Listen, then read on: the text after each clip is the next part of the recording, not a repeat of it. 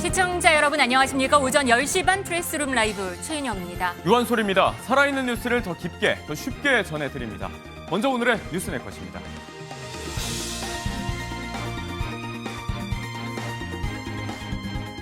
법불아귀. 법은 신분이 높은 사람에게 아부하지 않는다. 내란 특검이 어제 이 말을 하면서 윤석열 전 대통령 체포 영장부터 청구했습니다. 이르면 오늘 결론 납니다. 치열한 공방이 오갔던 청문회 첫날, 김민석 국무총리 후보자가 아니라 주진우 의원 청문회냐 이런 얘기까지 나왔습니다. 오늘은 어떨까요? 2일차 일정이 한창 진행 중입니다.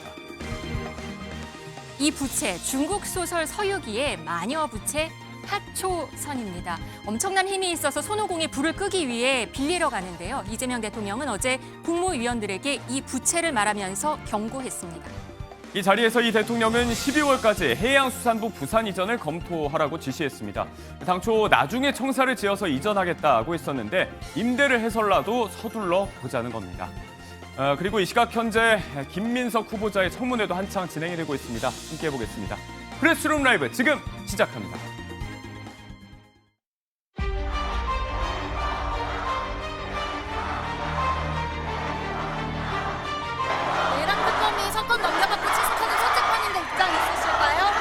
특검 소환에 응하실 생각 있으신가요? 조은석 특검에게 하실 말 있으십니까?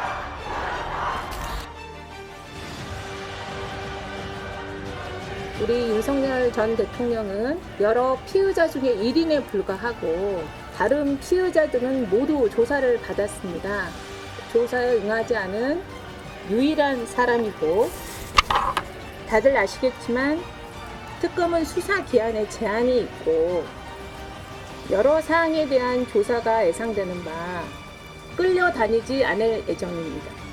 법불아귀 형사소송법에 따라서 엄정히 진행할 예정입니다.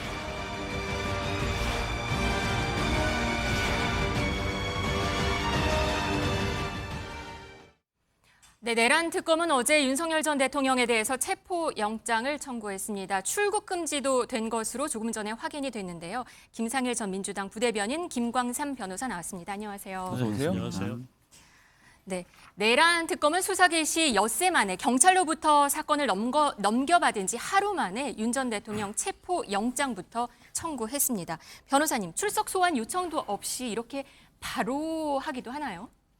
대부분 그렇지 않죠. 네. 소환에 하지 않고 바로 체포영장을 하는 경우에는 그 피의자가 소재불명인 경우, 그러니까 뭐 아무리 찾아도 찾을 수 없고 또 소환장을 전달하려고 해도 그 대상자의 어떠한 주거지 이런 것이 확인 안 됐을 때는 네. 체포영장을 바로 발부하는 경우가 있죠. 그런데 이제 윤 전 대통령은 뭐 서초동에 기거하고 있잖아요. 주거지가 확실하죠. 그래서 네. 일단은 일반적으로는 이제 소환장을 보내고 적어도 이제 한두 번 이상 네. 소환에 불응하는 경우에 이제 체포영장을 발부받아가지고 강제 집행을 하죠. 강제 구인을 하죠. 네. 그런데 사실 특검이 굉장히 이제 속도를 빨리 내고 있어요. 조은석 특검이. 이제 내란 특검이 좀 속도가 빠르다고 보는데 이런 조은석 특검은 그런 것 같아요. 이미 경찰에서 3번이나 불응을 했기 때문에 네. 결과적으로 경찰 사건을 특검이 받았단 말이에요. 그리고 이게 연장선상에 있기 때문에 뭐 특검 입장에서는 이미 소환 불응을 3번 했기 때문에 특검이 소환을 해도 불응할 가능성이 크다. 그래서 체포영장을 신청을 했다 이렇게 보는데 네. 이건 또 보는 시각이 좀 다를 것 같아요. 윤 전 대통령 측 주장하는 것도 사실은 일리가 전혀 없는 걸 압니다. 왜냐하면 특검하고 경찰은 별개의 기관이잖아요. 네. 그럼 수사 개시가 다시 특검에서 시작이 되기 때문에 경우에 따라서는 윤 전 대통령 입장에서는 뭐 경찰 소환에는 불응했지만 특검에는 또 나갈 수 있는 여지가 있기 때문에 네. 일단 소환을 한번 해보고 안 했을 때 불응했을 때 체포영장을 신청하는 게 맞는데 이제 특검은 굉장히 속도를 빠르게. 지금 빨리 하고 싶어하는 것 같습니다. 조금 전에 방금 말씀하신 대로 속보가 하나 있었는데요. 윤 전 대통령 측은 특검의 체포 영장이 이게 절차를 위반한 것이다. 이런 의견서를 법원에 제출을 했습니다. 이게 받아들여질 수도 있는 건가요? 제가 볼 때는 받아들일 수 있을 거예요. 그런데 이제 특검이 체포영장을 신청했다는 의미 자체는 이게 단순히 구인해서 조사를 받고 풀어주겠다 그런 의미가 아니고 네. 더 깊이 들어가면 체포영장은 체포해서 조사한 다음에 48시간 내에 구속영장을 청구할 것인지 말 것인지를 결정해야 하는데 대부분 체포영장에 의해서 강제구인돼서 조사를 받으면 거의 뭐 구속영장을 청구하거든요. 그럼 윤 전 대통령의 혐의 자체에서 아마 내란 특검은 지금 혐의는 명백하고 증거는 뭐 다 있다고 생각하는 것 같아요. 그래서 단순히 조사하기 위해서 체포영장을 발부받는 게 아니고 조사해서 끌어와서 조사한 다음에 이제 영장을 신청하기 위한 어떻게 보면 전제 조건이라는 거죠. 이제 그러다 보니까 윤 전 대통령 입장에서는 이거에 이제 문제점을 지적하는 건데, 네. 그런데 재판부에서 경찰에서 소환을 불응한 윤 전 대통령의 어떤 그런 태도 자체가 특검에서도 동일하게 보느냐, 그렇지 않느냐에 따라서 제가 볼 때 영장 발부 여부가 결정이 될 것이다 이렇게 봅니다. 네, 특검보는 어제 기자회견에서 법불악위라는 사자성어도 썼습니다. 법은 신분이 높은 사람에게 아부하지 않는다. 이 네 글자 하나로 앞으로 어떻게 하겠다 이런 의지를 보여주는 건데요. 그런데 이 사자성어는 작년 7월에 이원석 당시 검찰총장도 말을 했었습니다. 그때 영상 한번 보시겠습니다. 성역과 특혜, 예외 없는 수사를 그간 강조해 오셨습니다. 주말간 이뤄진 김건희 여사 조사 어떻게 보고 계신지. 검찰총장에 취임하면서 법불악위라는 말씀을 드렸습니다. 국민들께 여러 차례에 걸쳐서 우리 법 앞에 예외도 특혜도 성역도 없다고 말씀드렸습니다. 그러나 대통령 부인 조사 과정에서 이러한 원칙이 지켜지지 않았고 결과적으로 국민들과의 약속을 지키지 못하였습니다. 이 또한 모두 제 책임입니다. 국민들께 깊이 사과드립니다. 앞으로 남은 수사와 사건 처분에 있어서 헌법에 모든 국민은 법 앞에 평등하다라는 헌법 원칙이 반드시 실현되도록 제 모든 힘을 다하겠습니다. 네, 작년 7월이었습니다. 이 당시 검찰총장이었던 이원석 검찰총장의 말이었습니다. 김건희 여사 조사 과정에서 뭔가 이거를 인지하지 못했다. 이거에 대해서 국민께 사과드린다. 이런 말을 했거든요. 근데 이번에 또 다시 재등장했습니다. 어떻게 될 걸로 보십니까? 그러니까 법불악위 이런 말이 왜 나왔을까요? 법 앞에 평등 이것이 잘 안 지켜지고 있다고 국민들이 죄송합니다. 국민들이 생각하고 있기 때문에 네. 그렇기 때문에 너무나 당연한 것이 강조가 되는 겁니다. 법에 그리고 법을 수행하는 수행기관에 국민에 대한 불신이 얼마나 큰지 이것을 보여주는 것이고 수사기관들은 그런 부분에 대해서 굉장히 엄중함을 지금 느낄 수밖에 없는 시기라고 저는 생각을 합니다. 네. 그렇기 때문에 법불악위라는 표현으로서 국민에게 좀 더 열심히 의지를 가지고 하겠다는 모습을 보여주는 것이다 이런 생각이 드는데요. 네. 처음에 말씀드린 것처럼 이것은 별다른 게 아니에요. 모든 국민이 법 앞에 평등하다. 이것을 지키면 되는 것입니다. 네. 대단한 것처럼 얘기할 것도 없고 사실은 지금까지 그러지 못했던 것을 바로잡는 모습을 제대로 보여줘야 된다. 그래야 국민들이 검찰이나 수사 기관들에 대한 불신을 거둬들일 수 있다 이런 말씀을 드립니다. 네. 그런데 아까도 말씀드렸지만 윤 전 대통령 측은 체포 영장 지금 그러니까 발부가 아니죠. 청구한 거 자체가 절차 위반이라고 말을 했어요. 네. 그러면서 이거 다시 해야 된다. 처음부터 이렇게 특검과 경찰은 다르다 이렇게 말을 했거든요. 이 절차를 강조하는 이 상황 또 시간이 좀 끌어지지 않을까라고도 예상을 해볼 수 있거든요. 뭐 방어권을 가지고 법을 다투는 사람 입장에서는 그렇게 할 수도 있겠으나 이걸 지켜보는 국민 입장은 다릅니다. 그동안의 법에 협조하는 모습을 하나도 보여주지 않았어요. 뭐 공수처 때는 수사권이 없다라고 했고요. 그러면 경찰은 수사권이 있는데 왜 협조를 안 합니까? 그러면은 검찰에는 하겠다 그러는데 수사권이 있는 경찰에 안 하면서 3번이나 하지 않은 사람이 특검은 할 것이다라고 다른 제3자들은 생각할 수 있을까요? 자, 특검이나 수사기관은 아까도 제가 말씀드렸지만 국민을 바라보고 수사를 하고 있는 것입니다. 그 수사기관에 신뢰가 있어야 결과에도 신뢰를 얻을 수 있을 거라고 생각할 것입니다. 그런 것들을 감안한다면 윤석열 전 대통령의 이런 모습이 국민들에게는 더 어처구니 없고 특권 있는 자의 주장으로 보인다 이렇게 말씀드리겠습니다. 네, 3월이었어요. 서울중앙지법은 이게 구속 기간을 날이 아닌 시간으로 계산을 해야 된다 그러면서 윤 전 대통령을 석방을 한 상황이었거든요. 체포 여부는 일단 오늘 중에 결정될 수도 있다는 얘기가 나와요. 어떻게 될 것으로 보입니까? 원래 이제 체포영장 신청을 하면 저도 이제 당일 아니면 이제 다음 날. 네, 어제 오후 5시 좀 넘었었던 것 같아요. 그래서 이제 발부 여부를 결정하죠. 그런데 아마 제가 볼 때는 오늘 아니면 내일 정도에 나올 거라 이렇게 봐요. 그래서 아까 말씀드린 것처럼 지금 특검에서 아직 소환도 한 번도 안 해본 상태에서 과연 체포영장 신청하는 것이 맞느냐. 적어도 한두 번 정도는 특검에서 소환을 하는 게 뭐 체포영장 발부하는 데 있어서 어떤 명분을 줄 수 있다 이렇게 볼 수 있었어요. 강제 구인 이런 것도 가능할까요? 아니 체포영장이 발부되면 당연히 강제 구인할 거예요. 그런데 이제 이런 경우는 있을 수 있죠. 체포영장이 발부됐는데 윤 전 대통령 변호인 측에서 내가 가서 대면 조사 받겠다. 미리 먼저. 네. 그러면 사실은 이제 체포영장이 발부됐다 하더라도 이거 사실 집행할 명분이 없어지는 거죠. 근데 지금 여러 가지 상황을 보면 체포영장이 발부되느냐 여부를 봐야 하고요. 네. 근데 발부되지 않는다 하더라도 또 발부가 된다 하더라도 윤 전 대통령 측에서는 아마 자의적으로 아마 시간 조절을 해서 조정을 해서 아마 조사를 스스로 받을 가능성이 크다 이렇게 봅니다. 왜냐하면 지금 대통령 신분이 아니잖아요. 네. 그럼 전에는 체포영장이 공수처에서 발부 받았을 때도 그때는 대통령 신분이니까 경호처가 굉장히 방어막을 많이 했죠.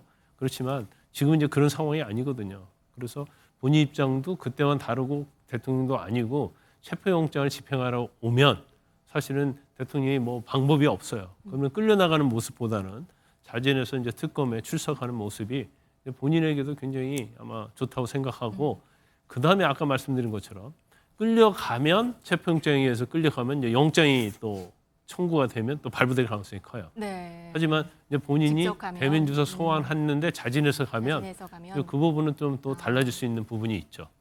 자발적으로 갈 가능성을 높게 보시는군요. 저는 아마 자발적으로 갈 거라고 봅니다.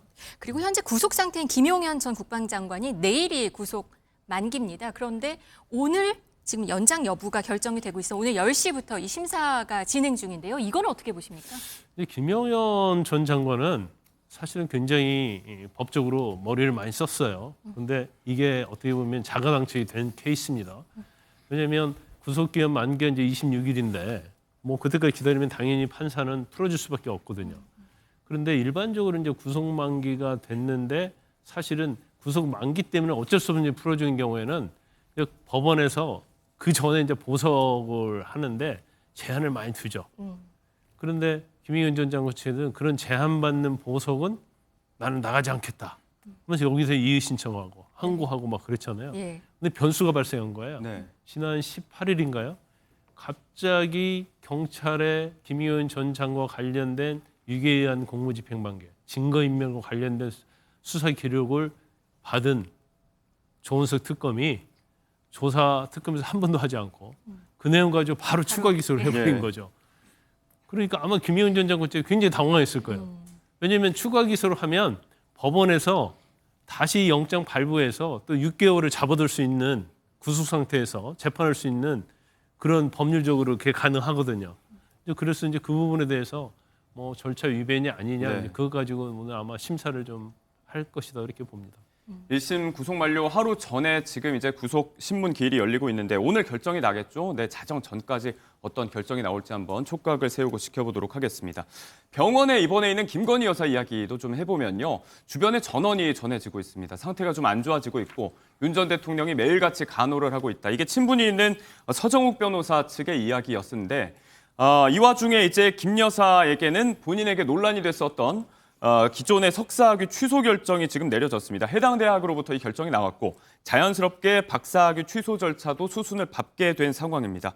자, 일단 김 여사의 이 근황을 전해온 서정욱 변호사는 이 결정에 대해서 좀 가혹하다라고 이야기를 했어요. 근데 뭐 이 절차에 대해서 실질적으로 석사학위를 할지 이제 박사학위 받는 과정에서 예. 부정한 행위가 있다고 한다면 취소하는 게 맞겠죠. 근데 이걸 단순히 가혹하다, 가혹하지 않나 이런 차원에서 볼 건 아니라고 봐요. 예. 뭐 조국 전 장관도 그 과정에서 뭐 문서 위조하고 여러 가지 대학을 속인 혐의로 징역 2년이나 받았잖아요. 예. 그런데 이제 공적인 자리에 있다는 것 자체는 자신의 과거랄지 현재 상황에 있어서 잘못된 것들이 네. 다 드러나는 거거든요. 드러나가지고 이게 죄가 되면 처벌받는 거고 또 학위 과정에서 문제가 있었으면 당연히 취소하는 게 맞아요. 그래서 이건 뭐 제가 볼 때는 뭐 자업자득이지 네. 이거 자체를 가지고 가혹하다 뭐 이렇게 말하는 건 저는 적절하지 않다 이렇게 봅니다. 네, 문제가 있다면 이제 이런 절차가 응당 내려져야 된다는 말씀이지만 이 시기가 조금 이제 문제가 되고 있는 것 같기도 합니다. 처음 제기됐던 이 의혹의 시점이 3년 전 2021년 4년이 좀 지나서 비로소 취소 절차에 들어가게 된 건데 일단 대학 측의 설명은 이제 이 부분에 대한 학칙이 없었기 때문에 개정을 했어야 됐다. 이게 명분인데 동문들조차도 이 결정이 좀 늦게 내려졌다면서 아쉽다는 이야기를 하는 경우가 좀 있습니다. 그렇죠. 네, 서정욱 변호사가 이제 변호사가 얘기한 가혹하다는 말은요, 이해가 안 되는 것이죠. 오히려 이거를 빨리 하지 않은 게 국민들 입장에서는 어이가 없고 오히려 형평에 어긋나고 공정하지 못하다 이렇게 느껴지는 것이겠죠. 예. 그래서 제가 볼 때는 이거는 가혹한 게 아니라 진지게 됐을 것을 힘으로 지금까지 끌고 온 불공정한 상태가 너무 길어진 거 아니냐라고 국민들이 느낄 것이다. 서정욱 변호사는 왜 가혹하다고 느끼는지 모르겠는데 이런 것을 선별적으로 이렇게 바라보는 시각이 아닐까 이런 생각이 들어서 좀 국민들을 좀 생각하고 말씀을 해 주십사라는 말씀을 서정욱 변호사에게 말씀을 드리고 싶고요. 이 와중에 이제 병세가 좀 안 좋아지고 있다고 하니까요. 아니 그것도 개인적인 거죠. 그러니까 상황이 그러니까 본인이 권력 가졌을 때 이런 거 다 털었으면 되잖아요. 그러니까 오죽하면 자당에서도 그런 얘기 나오잖아요. 이런 조사도 그렇고 이런 부분도 그렇고 힘 있을 때 했으면 오히려 가혹하지 않았을 텐데 그 가혹함을 스스로 지금 자초한 거다. 이런 얘기 나오는 거 아닙니까?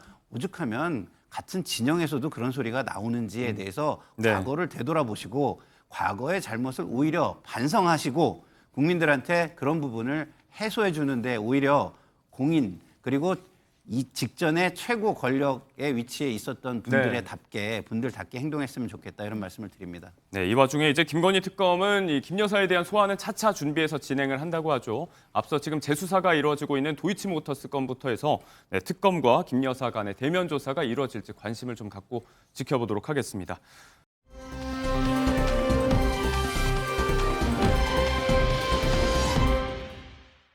저희가 이제 관심이 가는 자리로 좀 이야기를 옮겨볼 텐데 이 시각 현재 김민석 국무총리 후보자의 청문회 일정 이틀차가 진행이 되고 있습니다. 관심 가는 질의가 나올 때마다 저희가 좀 수시로 현장 연결을 해보려고 하는데 일단은 어제 있었던 공방들 그 모습부터 모아봤습니다. 영상을 보고 돌아오겠습니다. 박규택 의원. 왜요? 의사 진행할 때. 왜요? 말씀하세요. 일본조예요. 이렇게 있어요. 손가락질 아니에요. 거짓말하지 마세요. 손가락질이 아니에요. 야, 말씀하세요. 손가락은 이거고. 발언하세요. 김 의원님. 되는 게 없나 본데 그러지 마시고요. 호넬대 유학자금 관련 자료 요구를 했더니 조용하라고. 장남에게 송금된 외국한 신고 내역이 없다라고 왔어요. 없다고 왔습니다. 말씀하세요. 예. 그게 무슨 말 한 거예요? 자, 조용히 하세요. 박선원 의원 조용히 좀 해요 했더니 야 조용히 해 이렇게 이야기를 했습니다. 제가 순간적으로 혼잣말로 미친 거 아니야? 이렇게 이야기를 했어요. 죄송하게 생각합니다. 박선원 의원님. 후보께서는 그 윤석열 정부가 5년을 채우지 못하고 임기도 못 채우고 이 몰락한 이유가 가장 큰 이유가 뭐라고 생각하십니까, 후보님? 망할 짓을 했기 때문 아닌가 이렇게 생각합니다. 예, 그렇죠. 이미 제 마음도 그리 정했고 대통령님께도 이 측이 제 정치의 마지막일 수 있다라는 생각으로 전력 투격하겠다는 말씀을 드렸습니다. 진짜 잘못됐다. 네, 어제 있었던 청문회에서의 여야의 공방 저희가 모아서 잠시 보여드렸고 지금 질의 순서가 관심이 가는 주진우 의원, 청문회 위원 중에서 가장 공세를 높이고 있는 목소리인데 질의 순서가 다가왔습니다. 그 목소리부터 들으면서 현장을 좀 연결해서 보고 돌아오겠습니다. 공개를 안 하니까 그렇게 추정할 수밖에 없는 거 아닙니까? 제 페북글 한번 보십시오. 제가 페북글 하나만 가지고 지금 자꾸 조작됐다 말씀하시는데 바로 직전 글이에요. 2009년 12월 12일 결혼 축의금은 같은 달 31일에 현금 보유 등록 재산을 국민 앞에 공개했어야 되는데 왜 안 했느냐 이렇게 묻고 있죠. 마찬가지로 2020년 11월 2일 날짜 다 명기했습니다. 빙부상 조의금 왜 말일 기준으로 등록인데 12월 31일까지 얼마 안 돼요. 아까 추징금 한 번에 다 갚았다고 하지만 예를 들어서 12월 2일 조의금을 받았으면 11월 3일에 추징금 다 갚았습니까? 그렇지가 않아요. 다 그 부분에 대해서 금액이 딱딱 떨어지지가 않습니다. 그러니까 제가 얘기한 거죠. 출판기념회 날짜도 분명히 명기했습니다. 2022년 4월 5일과 2023년 11월 29일 각각 해당 연도 말일에 등록했어야 된다. 이게 공직자윤리법과 공직자선거법을 위반할 수 있다. 그 후보자가 만약에 정상적으로 현금을 받아서 만약에 등록을 그 당시에 했다면은 쓰지 않고 그랬으면 무려 공직자 재산 등록만 6번을 해야 되고 또 후보자 등록으로 또 2번을 해야 됩니다. 근데 후보자 주장은 그거예요. 재산 등록일 이전에 다 써버렸다. 이 돈의 성격을 잘 보여주는 거예요. 원래 재산 등록은 후보자 아시는지 모르겠는데 중간에 변동사항도 비고란에 적을 수 있습니다. 예를 들어서 제가 주식을 1,000만 원 투자해서 2,000만 원이 됐어요. 근데 그걸로 자동차를 샀어요. 갑자기 남들이 봤을 때는 중간에 그게 1년 사이에 등록 기준일 전에 다 해당해도 딱 2,000만 원이 갑자기 생긴 것처럼 보이지만 그 부정한 돈이 아니고 1,000만 원에서 주식 투자해서 1,000만 원 번 돈이 자동차 값에 들어가 있는 거죠. 그러니까 당연히 그런 것들은 12월 31일 전에 다 소진을 했어도 사실은 그 투명하게 하려고 그러면 그 중간 과정을 비고란에 다 적을 수 있도록 돼 있고 적는 사람도 많습니다. 근데 지금은 후보자님은 모든 이벤트마다 다 써버려서 등록 안 했다는 건데 절차적으로 이게 딱 위반이 아니라고 할 수 있을지 몰라도 고위공직자로서의 처신은 많이 부족하다고 생각합니다. 제가 두 번째 글을 가지고 자꾸 말씀하시는 거예요. 제가 두 번째 글은 솔직히 말씀드려서 좀 국민들이 쉽게 아시라고 좀 재밌게 쓰려고 정치 풍자적으로 썼습니다. 이 정도 풍자의 영역은 저는 허용된다라고 생각해요. 근데 저기 날짜에 보십시오. 순서대로 썼어요. 결혼식 12월 12일, 빙부상 11월 2일, 출판기념회 11월 29일, 수억대 현금. 제가 언제 6억을 한꺼번에 받았다고 했습니까? 이벤트가 다른데 어떻게 6억을 한꺼번에 받을 수가 있어요? 그래서 저는 이 부분에 대해서 분명히 6억이나 줄 때 다 각각 준 사람들이 다를 거 아닙니까? 그런 것들을 제가 얘기를 했던 거고요. 가만 계세요. 다음 PPT 보여주세요. 이걸 가지고 조작이라고 하는 말이 안 돼요. 제가 표현을 썼습니다. 직관적으로 아신 게 쟁여놓은 금액이 6억이나 된다는 표현을 썼어요. 쟁여놓다는 표현이 뜻이 뭡니까? 한꺼번에 받았다는 뜻 아닙니다. 보십시오. 후보님 보세요. 따로 떼어놓아 보관하다는 뜻이에요. 특히 몰래 감추어두는 경우에 주로 사용한다. 이재명 대통령님도 쓰신 표현입니다. 장롱에 넣어두면 이자가 붙냐 이런 표현 쓰셨어요. 집에 현금을 뒀는데 국민 눈높이에 맞겠느냐 이런 얘기고 거기에 대한 소명을 하라고 하니까 액수만 총액만 얘기하고 그에 관련된 장부가 있는 것도 아니고 명단이 있는 것도 아니고 더더군다나 돈의 흐름을 설명할 수 있는 것도 아니고 또 예금 계좌에 들어간 적도 없고 또 투자 자산에 투자된 적도 없습니다. 근데 제가 그 액수의 총액을 놓고 6억을 쟁여놨다라고 하는 거는 조작입니까 아닙니까? 이게 조작이에요? 날짜가 제가 그 페북이 바로 붙어 있어요. 제가 조작이라고 생각되는 설명을 조금 전에 이메일을 다시 올려놓고 해도 될까요? 네. 자, 앞부분 이메일 한번 띄워보세요. 잠시만요. 제가 하나만 더 설명드릴게요. 저기 보면 날짜만 봐도 알 수 있어요. 두 번째 페북을 보면 이벤트의 순서대로 썼습니다. 12월 12일, 빙부상 11월 2일, 출판기념회 11월 29일.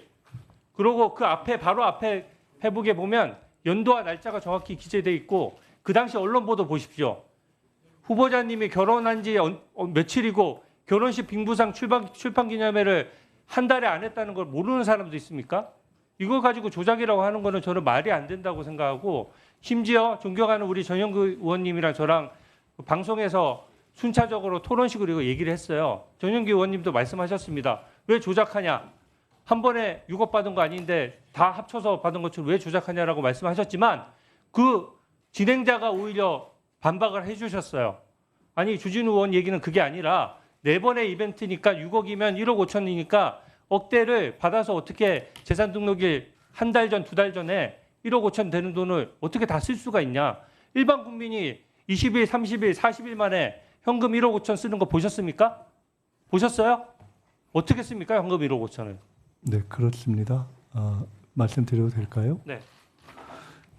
결론부터 말씀드리면은 주진우 의원님께서 본인이 썼던 페북이 국민들에게 그거 펼쳐주셔도 좋겠습니다.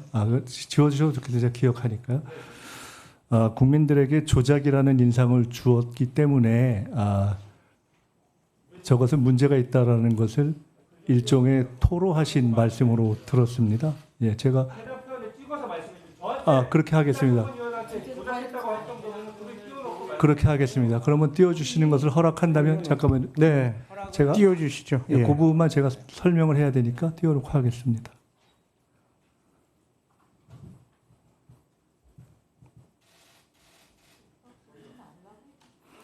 자, 주진우 4일로 되어 있는 부분에 2019년, 2020년, 2022년, 2023년을 각각 연도별로 한 부분은 3일 이후에 4일에 된 부분에 대해서 각 부분에 대해서는 그것을 어떻게 했었어야 된다라고 하고 질문까지 포함해서 선량한 질문에 해당할 수 있다고 생각을 합니다. 그러나 3일에 해당하는 부분을 각각 나누어서 또는 문맥 전체로 놓고 본다면 현금 봉투로 6억 받은 건데 현금 봉투 6억 쌓아두면 이어서 바로 결혼식 날짜를 연도별로 구분하지 않고 결혼식 빙부상 출판기념회를 연속해서 하고 바로 뒤에 다시 6억이나 준 고마운 사람들이라는 표현을 통해서 아마 국민들에게 바이든 날리면을 물었던 정도의 네, 시각 현재 김민석 국무총리 후보자의 청문회 2일차 현장을 연결해서 잠시 이제 원성을 높였던 주진우 의원의 질의 그리고 여기에 대한 김 후보자의 답변까지 짧게 한번 들어봤습니다. 일단 어제부터 이어지고 있는 쟁점과 의혹에 대한 공세 그리고 해명에 대한 이야기가 계속해서 이어지고 있는 것 같습니다. 가장 큰 부분은 돈 문제였죠. 수입과 지출 사이의 간극. 이 사이에 이제 8억이 피고 후보자의 해명에 따라서 이제 자녀 아들의 유학비는 전 부인이 대줬다. 그럼 이걸 빼고 이제 6억에 대한 부분이 어제 이제 숫자는 맞춰져서 해명이 됐는데 일단 자료가 좀 부족했던 부분 때문에 논란이 아직 남아 있는 것 같습니다. 일단 주진우 의원의 이야기를 좀 정리를 저희가 짧게 들었지만 정리를 해보자면 재산 등록 변동사항 12월 31일에 이제 이 재산 신고를 하게 되는데 그 전에 모두 소진했다면 이제 쓰지 않아도 된다, 신고하지 않아도 된다는 기존 해명에 대해서 이게 뭐 절차적 위반은 아니지만 고위공직자로서는 좀 아쉽다 이렇게 이야기를 하고 있거든요. 고위공직자로서는 아쉽겠죠. 왜냐하면 우리 국민들은 조금 더 우리보다 나은 모범적인 그리고 우리가 본받을 만한 훌륭한 모습의 공직자를 원하는 건 사실입니다. 예.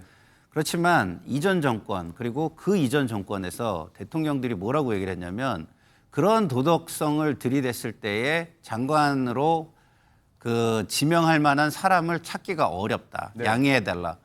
공이 얘기했어요. 공이. 지금 보세요.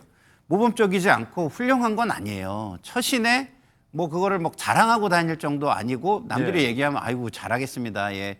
이렇게 좀 겸손하고 고개를 숙여야 되는 건 맞습니다.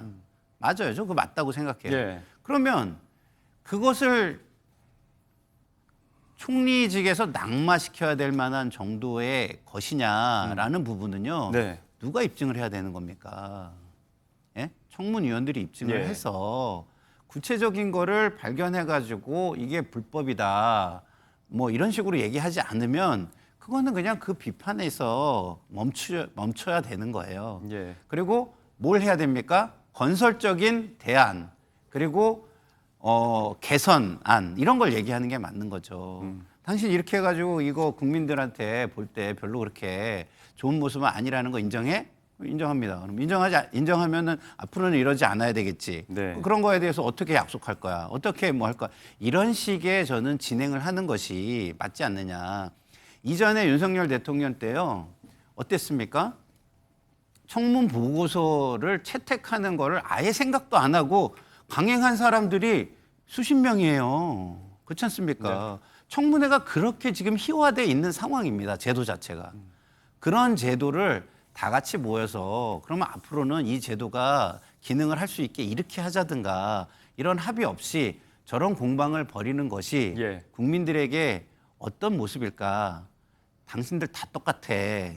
뭘 누가 누구한테 뭐라 그러고 누군 누구한테 잘했다고 변명하고 그래. 이런 모습으로 뿐이 저는 비춰지지 않는다. 이런 말씀을 드리고 싶습니다. 역대 정권에서 있었던 인사청문회에서의 아쉬운 점들이 이제 도돌이표처럼 반복이 되고 있다. 이런 원론적인 말씀을 또 주셨는데 일단 쟁점으로 조금만 저희가 더 들어가서 깊이 얘기를 해보도록 하겠습니다.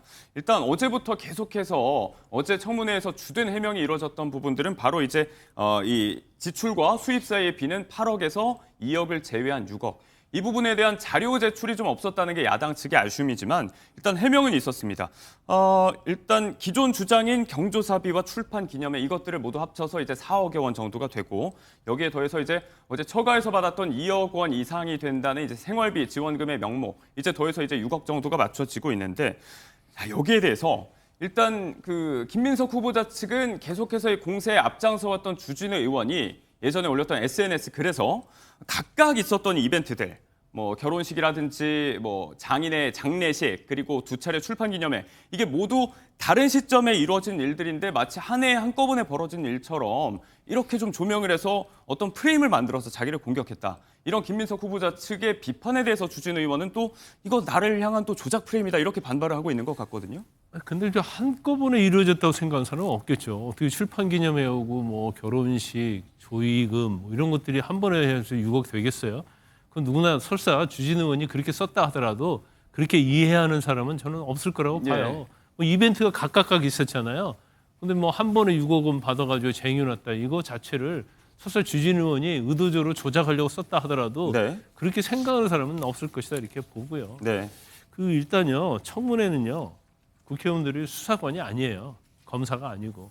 근데 결과적으로 청문회에서 검증할 때는 결국 당사자인 후보자가 낸 자료를 가지고 할 수밖에 없어요. 근데 후보자가 낸 자료가 부실하고 안 내면 결과적으로 입증하기 어렵죠. 그러면 결과적으로 청문회의 특성은 뭐냐면 의혹을 제기하면 명백한 자료와 반박하는 증거를 제출을 해야 하는 거죠. 그런데 김민석 후보 같은 경우에는 사실은 뭐 계좌 내역이랄지 이런 건 하나도 없단 말이에요. 그래서 돈을 비면 뭐 이벤트가 있었는데 그게 다 현금성이었다. 그러면 사실은 그거에 대한 입증 책임은 이게 우리가 기소를 해서 처벌하려는 게 아니고 청문회에서 검증을 하는 거잖아요. 그래서 후보자가 사실은 그 자료를 내는 게 맞죠. 그런데 지금 전체적으로 보면 뭐 민주당을 지지하든 국민의힘을 지지하든 소명된 건 저는 뭐 그렇게 없다고 봐요. 그러니까 설득력 있게 아 그럴 수 있구나. 그리고 더군다나 이제 그 장모로부터 2억 받았다는 것도 결과적으로 청문회에서 갑자기 나온 이야기고. 근데 2억도 제가 볼 때는 우리가 보통 한 달에 한 250만 원 이렇게 받는다고 하면 평균적으로 이제 매달 한 320만 원 정도 받아야 가능하다고. 250, 300 받으면 계좌로 보내주죠. 계좌로. 그럼 계좌로 보내셨다면 계좌 내역을 내는 게 맞죠. 그래서 자기 억울함을 사실은 입증을 해야 하는데 그게 아니고 뭔가 돈이 비면 다 뭐 출판기념회 그거 다 현금. 그다음에 처갓집에서 뭐 300만 원씩 한 달에 생활비명으로 줬는데 그것도 현금 받았다고 하면 그 말이 진실인지 아닌지를 검증 자체를 할 수가 없잖아요. 단지 이제 국민의 입장에서 아 저게 거짓말이구나 아니구나 이제 판단하는 거죠. 그래서 그런 측면에서 보면 돈과 관련돼서는 이제 의혹은 뭐 설득력 있게 아 그렇구나 이렇게 동의할 수 있을 정도로 이제 해명은 되지 않았다고 보고요. 그렇다고 해서 과연 이것이 국무총리를 하는데 전형적인 결격 사유냐? 뭐 결격 사유냐고 생각하는 사람도 있을 것이고 그렇지 않다는 사람도 있을 거예요. 그러시면 지금 정부 초기고 이재명 대통령은 뭐 제가 볼 때는 어떤 형태의 의혹이 있든 간에 국무총리로서 김민석 후보를 임명하겠다는 의지가 굉장히 강한 것 같아요. 그래서 야당이 아무리 의혹을 제기해도 제가 볼 때는 총리로서 임명을 할 것이다 이렇게 봅니다. 인준 자체는 뭐 가능한 부분이 있으니까요. 지금 증빙 자료가 없다는 부분 때문에 해명에 대해서 신빙성이 좀 떨어진다 이런 말씀을 해주고 계신데 제가 좀 그거에 대해서 말씀을 오늘 나온 이야기가 또 여기에 대해서 질문을 좀 드리려고 했는데 이제 그 처가에서 있었던 이런 부분들 더해서 이제 어제 그 학비 관련해서 이제 배추밭에 투자를 했다가 그 투자 반환금을 받은 거다 이런 차원의 얘기가 있지 않았습니까? 여기에 대해서도 이제 증빙 자료를 내지 못하고 있는 상황인데 전 부인이 투자를 했다 이런 식으로 또 답변이 나왔던 것 같더라고요. 그러니까 그것이 국민들 입장에서 시원한 해명은 되지는 못한다고 저도 생각해요. 그렇지만 그 시원한 해명이 될 수 없는 한계들이 몇 군데 있습니다. 첫 번째, 경조사비나 출판 기념회 같은 경우 여기 돈을 낸 사람들이 자신들이 돈 냈다는 게 밝혀지기를 바라겠습니까? 그리고 그 액수가 나오면 그 그 액수를 특정해서 이만큼은 누가 낸 건지 라는 관심을 가지고 또 누가 들어올 텐데 그런 걸 원하겠습니까? 원하지 않아요. 이것은요. 그동안 정치권이 만들어 놓은 아주 극심한 사회적 갈등의 일면입니다. 심지어 제가 페북에 쓴 글에 좋아요를 못 누른다는 사람들이 왜 못 누르는지 아세요?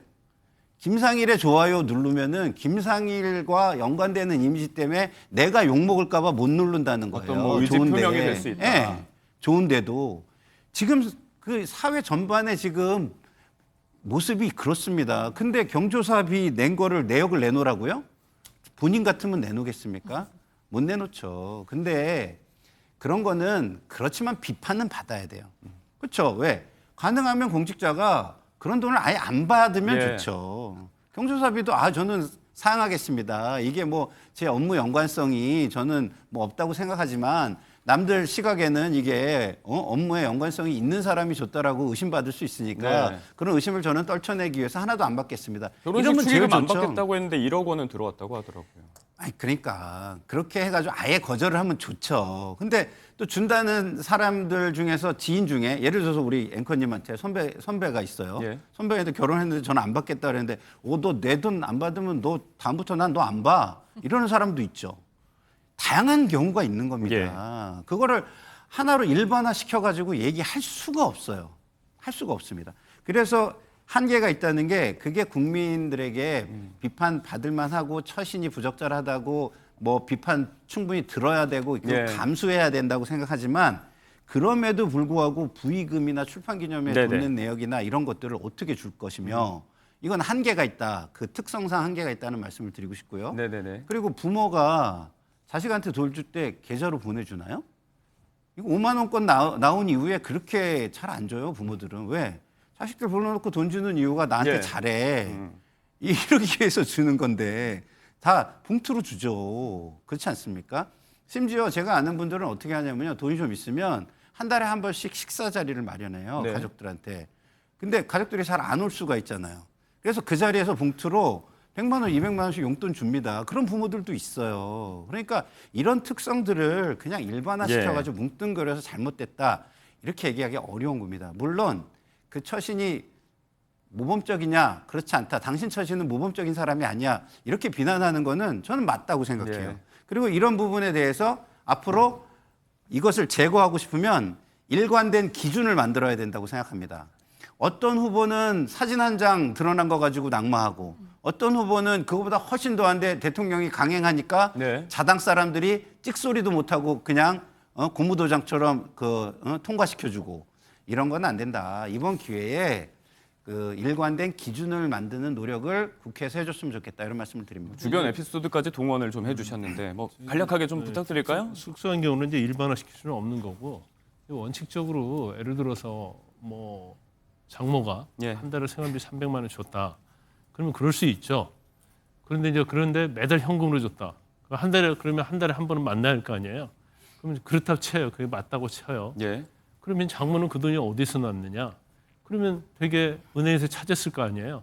그러면 이제 그런 계좌를 내역을 낸다랄지. 그러면 이게 사실은 알금액이 해명이 돼버리는 거거든요. 근데 이제 그런 건 내지는 않고 이제 말로만 뭐 받았다고 하면서 계산이 원금과 이렇게 맞추는 그런 느낌이기 때문에 지금 이번 청문회가 국무총리 청문회는 장관 청문회 달라요. 국회 동의받아야 하기 때문에 청문회 전 더 엄격하게 해야 하거든요. 그런데 사실 증인 한 명도 없고 이제 참고인 한 명도 없기 때문에 이게 과연 이제 국민 눈높이에 맞는 청문회냐 이런 비판은 뭐 충분히 있을 수 있다. 저는 그렇게 봅니다. 그거는 100% 증인 동의합니다. 채택부터 뭐 자료 제출 문제까지 뭐 어제 1일차 시작할 때부터 고성이 좀 오갔었는데 이런 부분들에 대한 언론적인 아쉬움도 좀 제기를 해볼 수가 있겠습니다. 자, 김민석 후보자의 청문회. 저희는 이렇게 후보자에게 집중을 해서 이야기를 하고 있는데 청문회 현장에서는 주어가 이게 좀 바뀐 거 아니냐 이런 순간도 있었던 것 같습니다. 청문위원으로서 공세를 가장 높이고 있는 야당의 주진우 의원의 병역 문제가 제기됐었습니다. 영상을 보고 오겠습니다. 윤석열의 부동시 그리고 어떤 분은 급성 간염으로 군대 면제받고 이런 분도 계시지만 급성 간염이라는 표현을 왜 했습니까? 제 얘기를 언급하신 거죠? 아닙니까? 이거 사과해야 될 사안이고요. 사과할 필요가 없다고 봅니다. 의뢰한 언급이 아닙니까? 빨리 치료돼서 군대 가는데 전혀 문제가 없을 거라는 제 나름의 판단이 있습니다. 아니 내가 갖고 있는 의료 상식이에요. 이게 김민석 후보자가 아니라 주진우 의원 청문회가 된 거 아니냐 이런 이야기도 나올 수밖에 없었습니다. 가장 1일차에서 감정선이 고조됐던 장면 중에 하나였는데 딱 박선원 의원이 주 의원을 지칭해서 한 얘기는 아니었지만 누가 봐도 내 질병 언급한 거다. 바로 신상 발언을 요청하면서 주 의원이 반발을 했고 사과 요구했는데 박선원 의원은 사과를 거부했습니다. 뭐 의료 상식 이런 얘기도 나왔어요. 전형적인 이제 물타기죠. 지금 뭐 청문회 대상은 이제 김민석 후보자 아니에요. 그 김민석 후보자에 대해서 청문회를 해야 하는데 가장 주진우 의원이 공격수를 강하게 하니까 예. 주진우 의원의 어떤 뭐 자신들이 볼 때는 약점이라고 생각을 가지고 이렇게 물어보는 거죠. 아니 그러니까 간접적으로 하면서 그 이제 논란을 일으키면 공격수 자체도 정당성이 없으니까 마치 김민석 후보에 대한 공격도 뭔가 좀 흐릿하게 만드는 전형적인 이제 물타기라고 보는데 박선 의원이 좀 약간 역할을 좀 맡은 것이 아닌가 그런 생각이 들어요. 왜냐하면 지난번 재산 문제 이렇게 나왔을 때도 돈 문제 나왔을 때도 아마 제 기억으로는 박선 의원이라고 보는데 주진우는 아들에 대해서도 문제를 제기했거든요. 지금 청문회를 김민석 후보에 대해서 하는 것이지 그 공격하는 주진우 의원에 대해서 하는 건 아니잖아요. 그래서 설사 이제 주진우 의원의 공격이 잘못했다고 한다면 공격에 대해서 김민석 후보에 대한 의혹 제기에 대해서 이거 잘못됐다고 지적을 해야지. 당신은 이런 사람인데 왜 청문회 대상자에게 할 말 있어? 이런 식이거든요, 사실은. 이건 제가 볼 때는 청문회의 어떤 본질을 몰각하는 그런 언행이다 이렇게 봐요. 네, 오늘까지 청문회는 계속 이어지니까요. 한번 지켜보시도록 하겠습니다.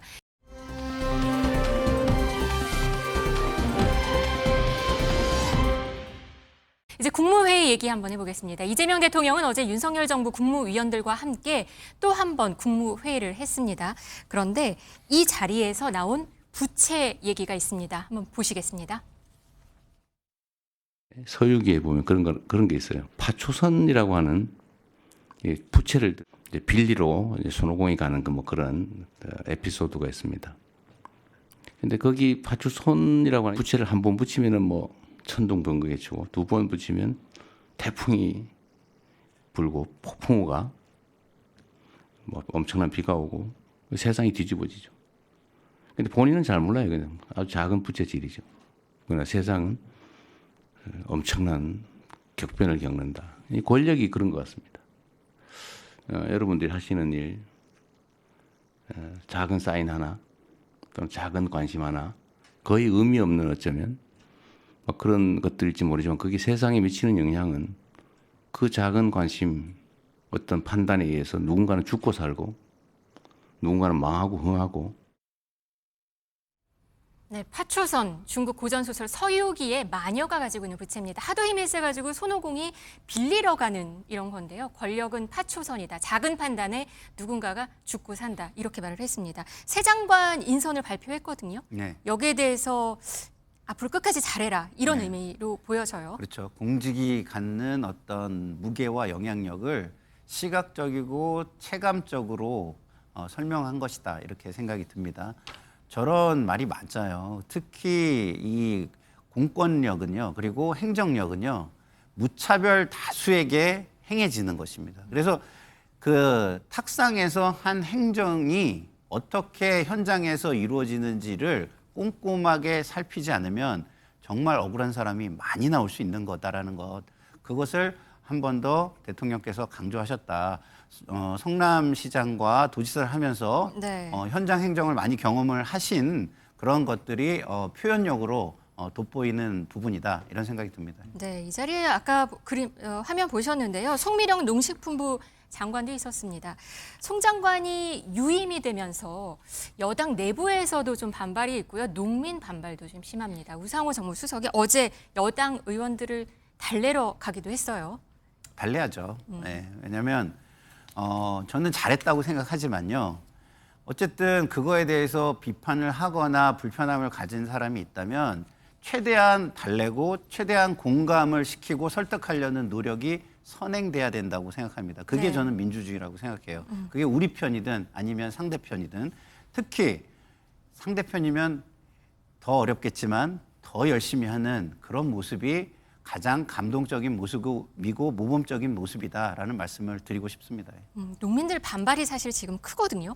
이거를 어떻게 달랠지도 조금 관심이에요. 어떻게 보시나요, 변호사님?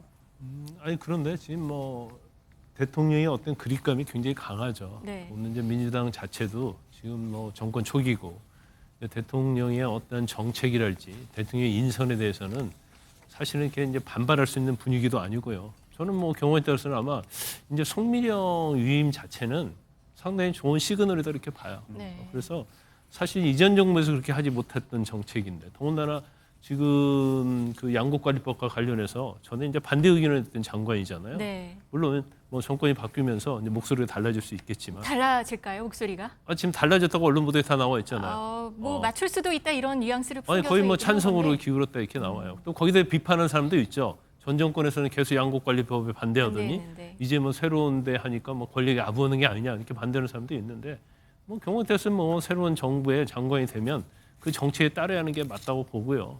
그다음에 저렇게 한 거 자체가 사실은 뭐 크지 않다고 보면 크지 않고 크다 보면 클 수 있어요. 왜냐하면 장관 위임한 것 자체가 전 정부의 장관 위임한 것 자체가 어떤 통합의 메시지 이제 그런 것들을 사실은 뭐 장관 중에서 오히려 뭐 도드라져 보이잖아요. 그렇죠. 그래서 저건 제가 볼 때는 뭐 이재명 대통령이 상당히 생각을 해서 잘 쓴 카드다 이렇게 봐요. 그리고 이제 대통령실에서 유임을 할 때는 고민 많이 했잖아요. 네. 근데 누가 저거에 반대할 수 있겠어요? 아무리 의견이 다르다 하더라도. 근데 결과적으로는 그대로 갈 수밖에 없는 거죠. 네. 어제 국무회의에서는 해양수산부 부산 이전 얘기도 나왔습니다. 올해 12월까지 옮기는 걸 검토해라 이랬는데요. 이재명 대통령의 공약이었습니다. 들어보시죠. 국가기관은 협의를 해야 되기 때문에 원래 여기저기 찢어놓으면 안 됩니다. 그러나 예외 딱 한 개 해수부만큼은 부산에다가 옮기겠다. 왜냐하면 업무의 거의 대부분이 해양수산부의 업무 대부분이 앞으로는 대한민국의 해양 국가화, 부산의 해양 수도화에 가장 중요한 일들이 있을 거기 때문이죠. 그래서 부산으로 유일하게 하나의 부처만 부산으로 옮긴다. 제가 약속드립니다. 신청사를 짓고 하면은 한 4년 걸린다고 지금 보고를 했던 것 같아요. 그랬더니 임대를 해서라도 빨리 옮겨라. 12월 말까지. 이게 가능할까요? 가능하죠. 예. 그러니까 청사를 짓는데 드는 시간은 업무를 하는 뭐 시간이 아닙니다. 사실상 다른 그 업무 외적인 일로 다른 데서 진행할 수 있는 거죠. 그러면은 그 기간 동안에 임대를 통해서 그 공백을 메꿀 수 있는 것입니다. 중요한 건 이런 거예요. 지금 부산의 민심이 네. 산업은행 이전이라는 것이 사실상 무산이 됐잖아요. 그렇죠. 굉장히 안 좋고 본인들에게 한 약속이 잘 안 지켜진다라는 민심을 가지고 있을 거예요. 네. 그런 민심에 해수부 이전이라는 약속을 했는데 그것마저 지체되는 모습을 보인다면 저는 그거는 부산 민심을 굉장히 안 좋게 만드는 부분이다라고 생각하기 때문에 뭐 국민 통합적인 관점에서도 부산에 좀 더 관심을 기울이는 것은 저는 우리 민주당으로서는 나쁘지 않고 그리고 공약을 지킨다는 차원에서도 그것은 상당히 뭐 정치 효능감을 느끼게 해주는 부분이다 이렇게 생각합니다. 네, 국민의힘에서는 이게 너무 서두르면 줄속 추진이 될 거다. 이런 반응이 조금 나오기 시작했어요. 제가 볼 때는 뭐 그 반응도 일리가 있다고 보는데 이 해수부를 사실은 이제 청사지가 준비를 해서 완벽하게 해서 이전하는 게 맞죠. 또 해수와 관련된 공무원들이 상당히 많잖아요. 네. 그런데 왜 이렇게 서두를까? 뭐 첫 번째는 이제 공약이니까 이렇게 하는 게 또 맞을 수도 있어요. 그런데 두 번째 이제 중요한 것 중에 이제 해수부 장관으로서 전재수 의원을 지명을 했잖아요. 네.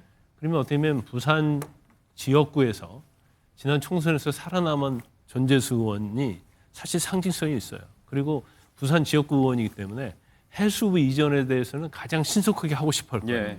그래서 제가 볼 때는 어떻게 보면 해수부 이전과 관련해서 굉장히 원포인트 인사를 했다 이렇게 보고 첫 번째는 그렇게 보고요. 네. 두 번째는 이제 중요한 것은 내년 지방선거 있잖아요. 근데 사실 이제 부산 민심 민심을, 자체가 네. 이번 선거에서 대선도 마찬가지고 지난 뭐 총선도 마찬가지고 지방선거에서도 부산은 상당히 이제 국민의힘에게 굉장히 유리하고 손을 들어준 그런 지역구거든요. 그러면 해수부 이전을 함으로 말미암아서 내년 지방선거까지 이재명 대통령이 다 생각을 하고 있다. 그리고 사실 뭐 전부터 부산에 대해서 굉장히 공을 많이 들이는 그러한 뭐 언행들 그런 걸 많이 해왔거든요. 네. 그래서 이게 만약에 4년 뒤에 청사가 됐을 때 이전한다고 하면 부산 시민들 입장에서는 또 이거 공약인데 위야무야 되는 거 아니야? 뭐 그런 식으로 생각할 거예요. 그래서 빨리 어떻게 보면 해수부 이전을 함으로 말미암아서 내년 지방선거에도 영향을 미치고 여러 가지 앞으로 대통령이 국정 운영하는 데 있어서 부산 시민으로부터 좀 힘을 받고 싶어하는 그런 것들이 정책적으로 반영이 됐다 이렇게 봅니다. 네. 최근 11개 부처의 장관 후보자 인선이 있었죠. 네, PK 출신의 전재수 의원이 해수부 장관에 낙점된 것과 같이 하고 있는 이 부분 한번 짚어볼 수 있었습니다. 인선 이야기로 좀 넘어가 보자면 외교부 장관으로 이제 낙점된 게 조현 후보자입니다. 이 조현 후보자를 둘러싼 의혹이 하나 불거져 있는데 자세히 좀 짚어보면 이 조현 후보자의 배우자가 용산구의 한남 뉴타운 지정 직전에 이 해당 지역 도로 부지를 이른바 쪼개기 매입을 해서 이후에 상당한 차익을 보고 팔았다는 내용입니다. 일단은 이게 매입 시점이 문제가 되는 것 같아요. 지난 2003년인데 노무현 전 정부 시절에 비서실로 조현 후보자가 파견을 나갔던 시점으로 알려져 있거든요. 내부 정보를 알고 활용한 거 아닌가 이런 차원의 의혹 제기가 있어요. 저건 뭐 충분히 이제 청문회 통해서 저건 제가 볼 때 의혹을 좀 해명을 해야 한다고 봐요. 왜냐하면 도로 부지를 누가 사지 않거든요. 예. 도로 부지 자체는 사실은 그건 아무 쓸모가 없어요. 뭐 이제 아는 사람들만 알아가지고 그러죠. 거래한다는 얘기를 그 하더라고요. 감정가로 나중에 보상받는다 하더라도 형편없는 금액을 보상받는데 이제 한남 뉴타운 3구역으로 지정이 돼버리면 네. 아파트 분양을 받아서는 조합원의 권리가 생기는 거거든요. 그러면 이 도로 부지가 엄청나게 이제 비싸게 되는 거예요. 그래서 지금 5개월 만에 10억 정도의 네. 차익을 얻었다는 거예요. 이게 뉴타운으로 지정 안 될 거면 누가 도로 부지를 사겠습니까? 절대 안 사죠.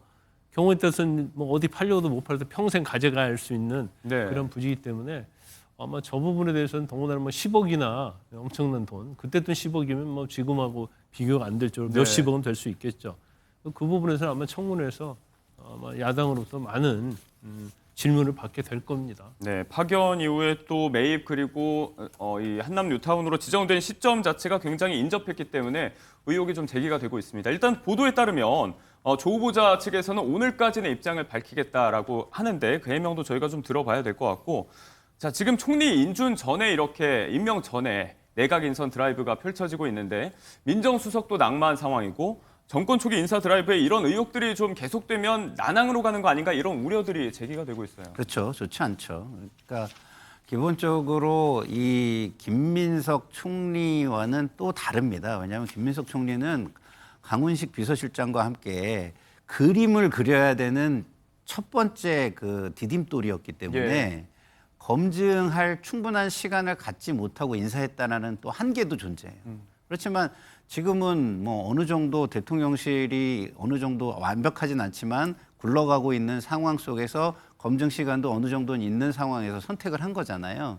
그렇기 때문에 조금 다르다는 생각이 들고 또 이 의혹의 성격도 좀 달라요. 네. 이게 부동산 뭐 투기로 의혹이 될 수 있는 그런 부분이잖아요. 그리고 내부 정보를 사용했다는 의심을 받을 수 있을 만한 네. 그래서 깔끔하게 해소를 할 수 있는 자료를 내놓지 않으면 이거는 조금 정부에 큰 부담이 되겠다. 아까 뭐 경조사비라든가 다른 사람들의 개인정보라든가 이런 거 그 사회 관행이라든가 이런 거와 연결돼 있는 부분은 아니잖아요. 이게 네. 그렇기 때문에 이 부분은 충분히 해명을 할 수 있고 해야 할 것 같다는 생각이 드네요. 개인 비위와 관련된 의혹은 조금 더 민감하게 다뤄볼 부분이 있겠죠. 본인 해명도 좀 기다려보고 청문회에서까지 이야기가 좀 조명이 될지 저희도 한번 지켜보도록 하겠습니다. 정치권 소식 여기에서 두 분과 정리하겠습니다. 고맙습니다.